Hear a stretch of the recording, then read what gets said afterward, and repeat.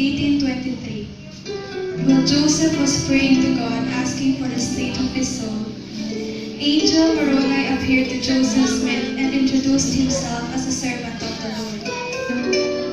Thrice that night, the angel told Joseph about the Lord's word to him and about the breastplate with Urim and Thummim. On the day following the angel's visits, Joseph went to the top of the hill Gomorrah. There, yearly he received instructions and knowledge and prepared for the work. 4 years after Joseph's preparations, he received the place.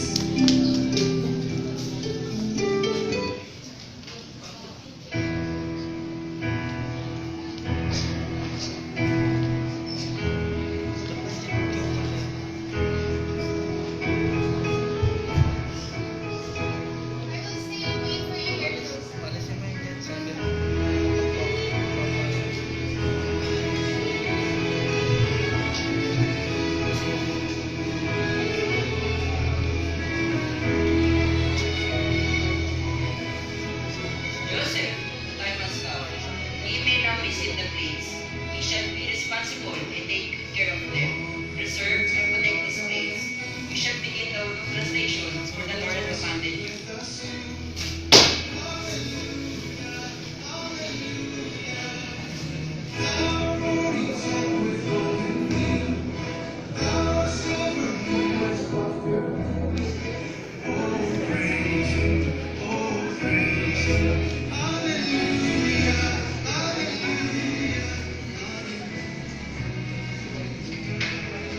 Emma, this is one of the greatest miracles I have ever received.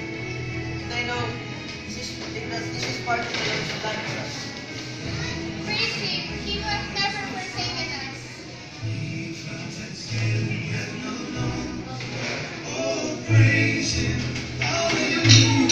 Emma Smith, the prophet's wife, became an important help to the prophet and acted as one of the Book of Mormon scribes. In these times, grievous persecution began.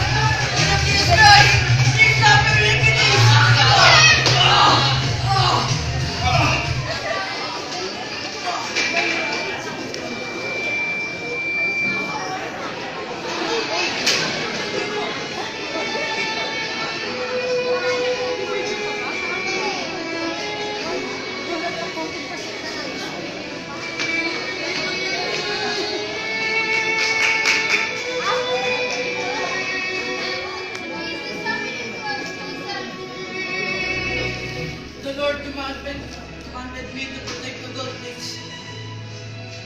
These people were no longer secure. It was one a safer place. I think my father's mistake to stay there. They took refuge at Isaac Hale's home, which was located at Harmony, Pennsylvania, 120 miles southeast of Manchester. They stayed in there, he began translating the place.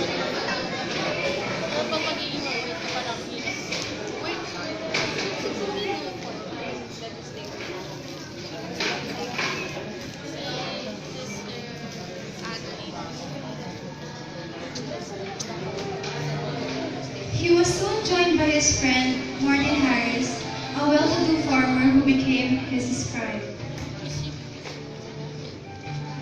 Oh, Martin! Welcome to my house. I like it.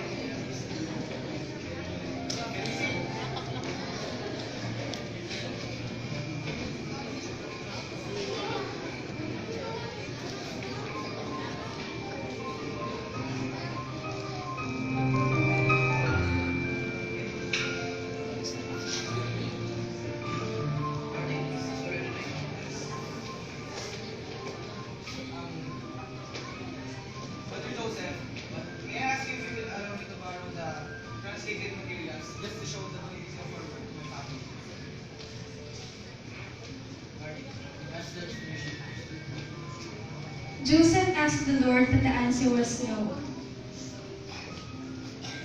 I'm sorry, Martin, but the Lord didn't give you permission. Please, ask the Lord again. I beg you.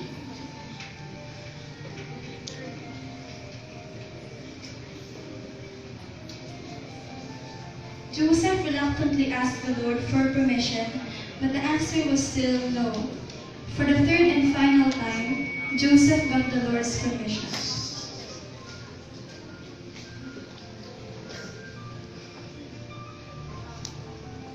Martin, now the Lord permitted you. You must make a covenant that you will show the manuscript to a certain people, as the Lord said. Okay, Brother Joseph. Thank you. I promise.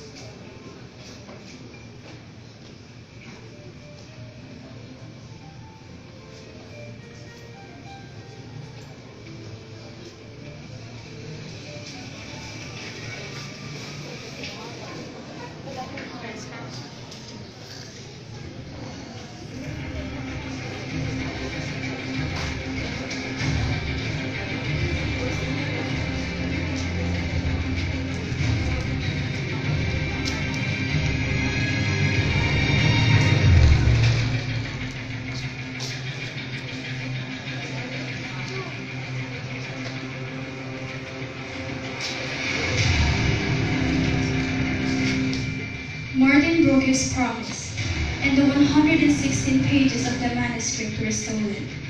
The loss gave Joseph inconsolable grief. Brother Joseph!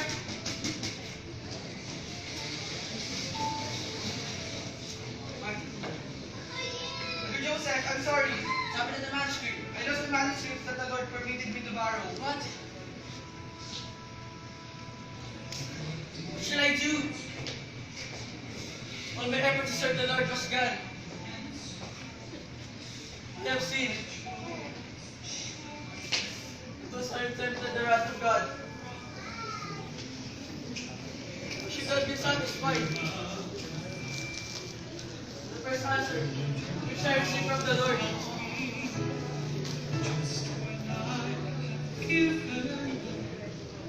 Truth is come clear. You know better than I. You know the way. Joseph sincerely repented, and after a brief period when the plates of Urim and Thummim were taken, the Lord forgave him and he began translating once again. The Lord told him not to retranslate the lost manuscripts. Instead, he was to translate other plates prepared by Prophet Nephi. This man's empties. You cannot see the reason. Maybe no means I don't know. Part of At this time, Joseph was blessed with the help of Oliver Cowdery, a young school teacher who was directed by the Lord to the prophet's home. Oliver commenced to write on April 7, 1829.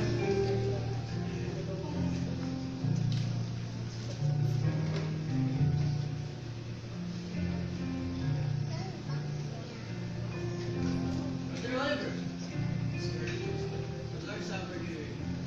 Was his name coming forth in great marvelous work. I know that thou art his prophet, and I'm willing to obey as the Lord directs. Brother Joseph, didn't you notice? I think we lack food and water. Indeed, we even lack writing materials. We need to find work to sustain our needs while translating. Learning of their plight, Joseph Knight Sr., a former employer and a friend of Joseph, determined to give them assistance. He then visited the two men in Harmony. Brother Joseph! Joseph!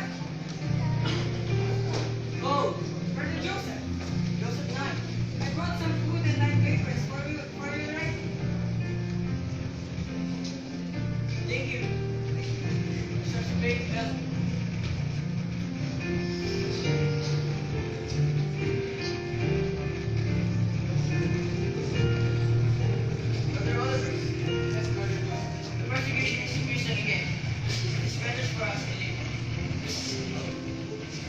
Due to increasing persecution, Joseph and Oliver left Harmony and completed their work of translation at Peter Whitmer Forum in Fayette, New York during June 1829.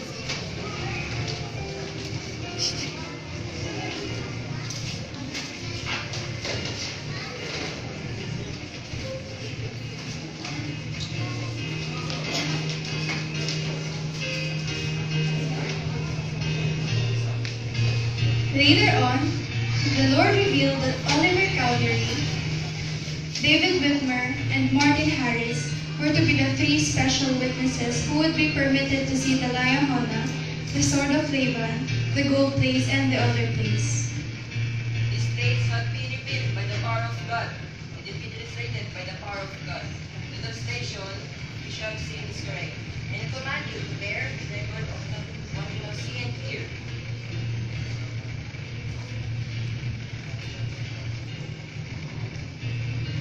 Soon after this event, Joseph Smith showed the place to 8 additional witnesses who handled them in secluded setting in their Smith family home in Manchester, New York.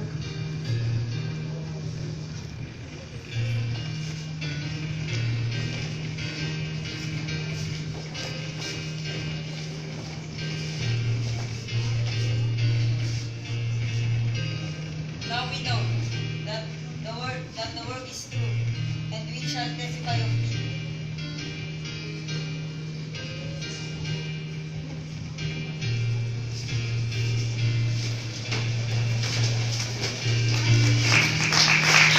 Now, the testimonies of the witnesses can be seen at the beginning of the Book of Mormon.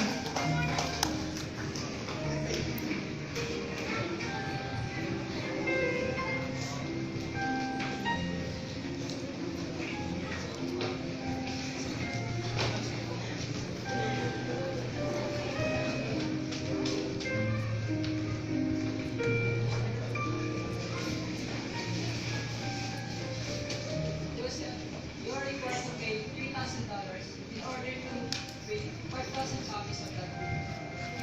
Yield. The first copies of the Book of Mormon were made available to the public at E.B. Granton Bookstore on March 26, 1830.